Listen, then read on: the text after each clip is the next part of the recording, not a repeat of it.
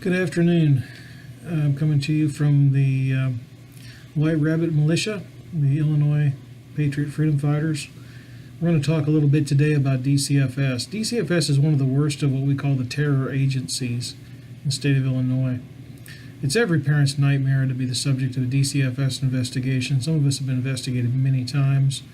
We get a call from teachers, we get calls from people at the store, we get calls from wherever.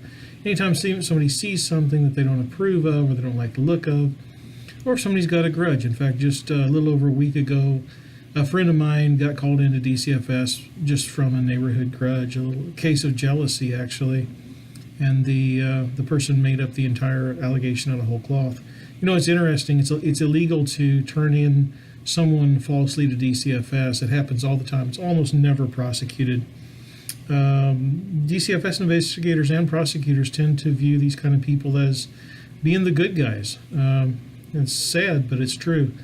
So everybody hates DCFS, and they've got two complaints against DCFS. One of them is that they don't remove children from abusive environments, and it's true, they don't. The other one is that they remove children from healthy environments and place them in abusive foster care environments, and that's also true. There's also some other problems with DCFS that aren't quite as obvious, but today we're going to just kind of quickly go over why DCFS is the way that it is. If you've seen some of my other videos, you've got an idea about it, but just wanted to take this opportunity to go ahead and put this down in person because some people don't like to read the subtitles. So that's what we're going to do. So, like I said, it's probably the most abusive agency in Illinois state government. I would personally suggest maybe a couple of other ones, but it's the one that affects the most people. It's the general public. We're talking about parents here, and everybody's either a parent or a child. So, that affects the most people. The social workers have a tremendous amount of power. They can deprive someone of their offspring, which is it's a basic fundamental human right to have children and to raise your children in the way that you see fit.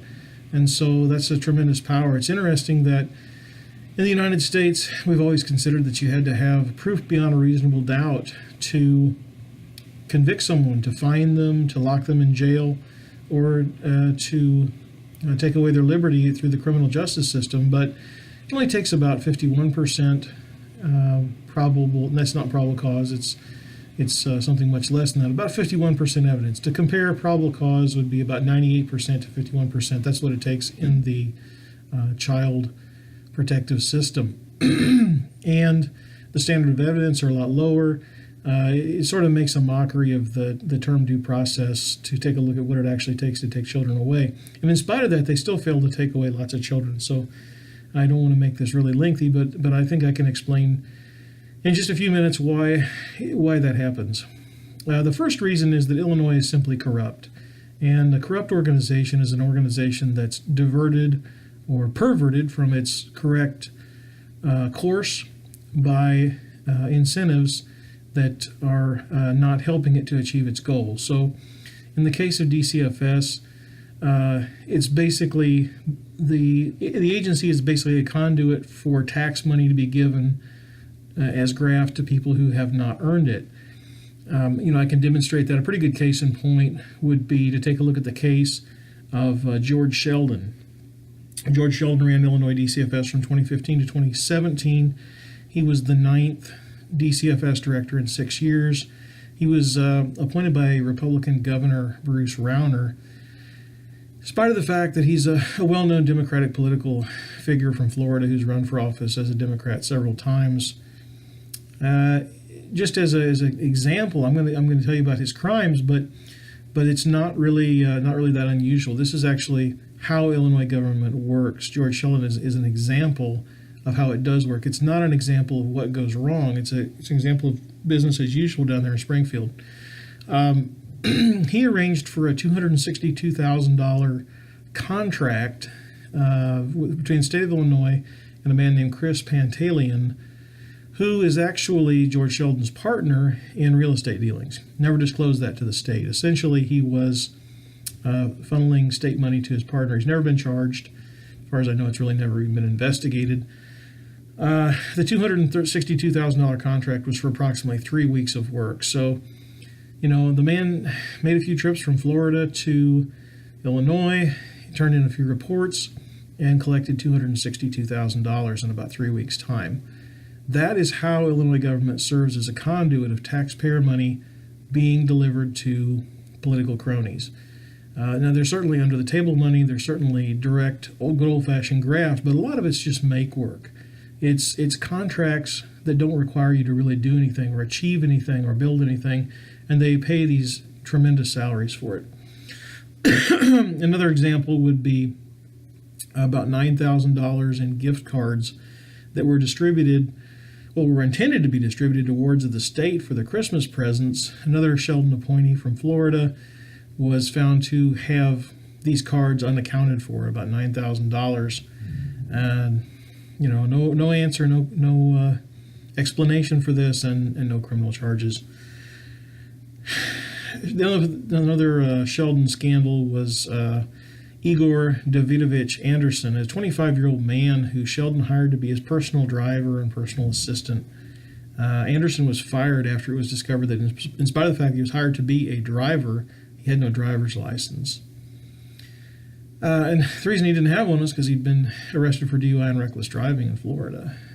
He falsified his timesheets. He billed DCFS for driving Sheldon up to his vacation home in Michigan.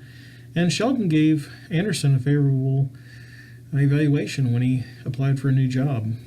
And that's a pretty good example of how things work. There are about 100 people in the top of Illinois agencies. And I'll show you, I'll put it up here on the screen if I can, a chart that shows how this works for DCFS. But there's about 100 people at the top of each of the 17 Illinois code agencies that form essentially the governor's cabinet in Illinois state government. Those people, those 100 top people, make about $100,000 apiece and have pretty minimal responsibilities. A lot of them live in Chicago. They don't spend very much time in Springfield. Some of them even have offices in Chicago. DCFS actually maintains a number of office buildings in the city of Chicago. So these folks are basically, they have jobs that have no responsibilities, and they pay well over $100,000. But that's actually the small potatoes. The big graft is actually in the government contracts and the government work that gets doled out. Like we talked about with the Pantaleon contract, that's a pretty typical one. What happens when you have an agency like that doesn't have leadership that's devoted to getting the job done, for example, child welfare, is that you have an agency that is distracted, and the leadership is busy doling out all this money and making sure that all the graft gets doled out, and it doesn't take very long before the other stuff starts to slide because it's not really very important. I have an example of that. In 2016, a girl named Jasmine Walker died of starvation 8 days after DCFS visited her at her home in response to a complaint. When they visited her in her home 8 days before her death of starvation, they said she was free of any salient signs of abuse or neglect. Another girl, 8 years old, Giselle Ford, was tortured to death 3 weeks after a DCFS investigator found nothing wrong with her home circumstances. Going back to 1993, a 3-year-old child named Joseph Walker was hanged by his mentally ill mother after years of DCFS intervention. The child's mother actually later hung herself in prison. And he was made as something of a poster child for DCFS abuse and neglect. A lot of people were hoping that that might change things there, but it really didn't. His brother Joshua Travis was a student at Illinois State University in 2017. And his comment was, "I don't want him to have died in vain," but it really seems like that is the case. Over 200 children that were under DCFS care have died in the past several years. We're not going back a long ways there. It's a little bit hard to put an exact number on that because they don't keep track of that way. But when you count in the wards of the state, the children who were investigated promptly before their death, and there's about 200 children who died in the past 15 years who were actually under DCFS supervision or had been subject to investigation of one kind or another.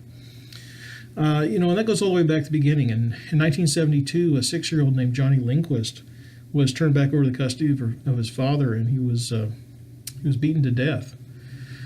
1977, there was a 3-year-old girl named Tina McCord who was killed by a member of the foster family that DCFS placed her with. She'd be 43 now. Think about that life that we've all been deprived of. And the other sad thing, of course, is you think about the foster families. It's been well established by statistics that foster families have very high rates of abuse, particularly sexual abuse, when you compare them to other families. You have a situation sometimes, and actually not uncommonly, where children are removed from their own homes by DCFS. The homes that they're removed from are perfectly good homes or loving homes where the children are at home, and then they're placed someplace where their lives are ruined by sexual abuse or something like this. It's really not that uncommon for that to happen. And there's a lot of these foster families where people get into it because they have a problem with sexually abusing children, or because they just want to make the money. And you have a situation like we had back in the early 90s where the police broke into a home on the south side of Chicago, and they found a foster child who'd been removed from their own home, who was actually chained to the wall, chained up like a dog. Just terrible, terrible things like that. The other thing that contributes to this is really unfortunate, and that is that DCFS has made it an article of faith that white and black children experience abuse in the same numbers, or the same rate, I should say. That's not actually true. Black children do experience more abuse and neglect than white children do. And it's not, I'm not going to try to make some kind of disparaging comment against the black community because of that. It's just the fact that they have a higher rate. Not to say that there aren't great black parents and terrible white ones. There certainly are. But that is the fact, and it's been established by a number of studies. You can look at either the articles that I cite on my website, www.patriotfreedomfighters.com, or you can look at one of the other videos that has a little more heavy on the stats and the sites. You can see that it's been pretty well established that is the case. In spite of that, DCFS wants their investigators. They take it as an article of faith that the incidence is the same, and it's not. And so what they have to do is they have to falsely not indicate cases against black families, and they have to falsely indicate against white families in order to make those numbers come out correctly. It's just another kind of corruption, really. It's corruption in service of an ideal that's not true. We can talk about the cause all you want to, but the fact is that the statistics are what they are. So they're trying to essentially cook the books, and in doing so, they're underserving black children, and they're doing a real disservice to white parents in attempting to indicate that against them at a higher rate than what the facts would actually dictate that they should. I could go through some more horror stories, but I don't think I will. I think I want to go ahead and bring this to an end. There are basically 3 different types. Oh, and the other form of institutional corruption that comes into DCFS has to do with their. I'll just briefly mention this. It has to do with their view of their place in society. They have their worldview actually goes back to Jane Addams, the founder of social work, Hull House, all that stuff. You can look that stuff up if you want to, but it's a socialist view or a Marxist view of how the world works and what takes place in it, a socialist and Marxist view of history and society. And they view the things that they do as providing services to people, instead of looking at it like our forefathers would have looked at it, which is that government intervenes only in cases where the individual has failed, and rather than that, DCFS sees the state as having a role in child rearing that's pretty foreign to our way of looking at things. But that's how they look at it. It's a socialist or a Marxist organization, and that It's taught in the schools of social work. It's, explicit in their propaganda. It's not based on the rights of the individual or the rights of the family. It's based on the needs of society. It's a statist view that puts the welfare of government first. And so when you have that view that children are a resource not of the family but of the government, it changes how you look at it. That's the other form of corruption that DCFS suffers from. So I don't think I'll get very much a disagreement. People just hate DCFS, and it's with good reason. It's a terrible agency. I've been to lots of gatherings, and I very seldom attend a gathering where most people don't have negative experiences with that agency. But there's no reason for it to be that way. Here's that organizational structure chart I was telling you guys about. These are your something like top 100 jobs at DCFS. It may not be exactly the top 100, but it's pretty close to what's on this chart here. And you can see that they're pretty heavy on the administration. They have a lot of laudable sounding job titles, dealing with performance and accountability and things like that, child protection. Very little accountability in this agency, though. And these people are all, the people that you're looking at here, are all either close to or north of 100,000 a year. This is where most of the graft actually gets doled out in Illinois politics. It's these top of the organizational structure jobs that are basically awarded as political favors. And these people are responsible for giving out an enormous amount of money in grants and work that's really make work. It really amounts to nothing more than another form of graft.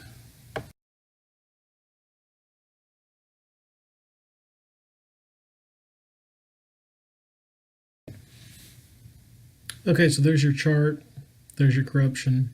You can see that. Let's get down to brass tacks here and talk about how an organization like the White Rabbits can help. This is probably what most of you were most interested in anyway. And I'm sorry that we're only getting to this 18 minutes into the video, but let's say you get a call from DCFS and you find yourself the victim of this corrupt agency. Maybe it's a teacher or a jealous neighbor or something that calls you in. In any case, you're looking down the barrel of that clipboard and you're wondering what comes next. You can't afford to have a lawyer to come and represent you every time something like this happens, and they're not going to do it anyway. They're not going to come out to your house and sit with you and give you advice. The White Rabbits are kind of a guerrilla organization that's there to give you the info that you need to handle yourself in these investigations. The first thing you need to do is always refuse to give them an interview. It's fine to give them some kind of general denial, but don't get down in the weeds with them about any kind of specifics at all. Just tell them I want to have a lawyer present for any questioning, and that's going to put an end to that initial interview. Second thing is, you have no responsibility to show them your children. They'll tell you, we're required by law to see your children, but you're not required by law to show them your children. So you simply don't have to. If they haven't seen your kids, they're going to have a hard time accusing you of anything. They're not going to have anything more than they had in the original complaint, and if that was just a case of jealousy, then they don't have much, and if they already had enough to take your kid, then you're not going to help yourself by showing them the kid. They're going to come and take the child. There's absolutely no benefit to cooperating with DCFS. People think they can talk themselves out of trouble. It's always a mistake.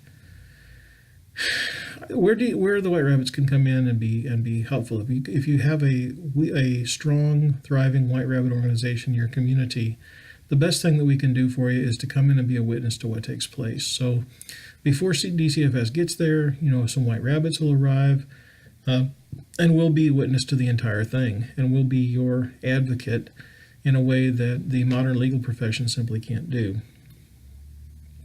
And I think that's the most important thing.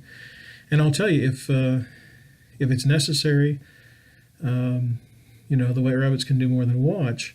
But by and large, I think that we can take the teeth out of this beast by simply being good good witnesses.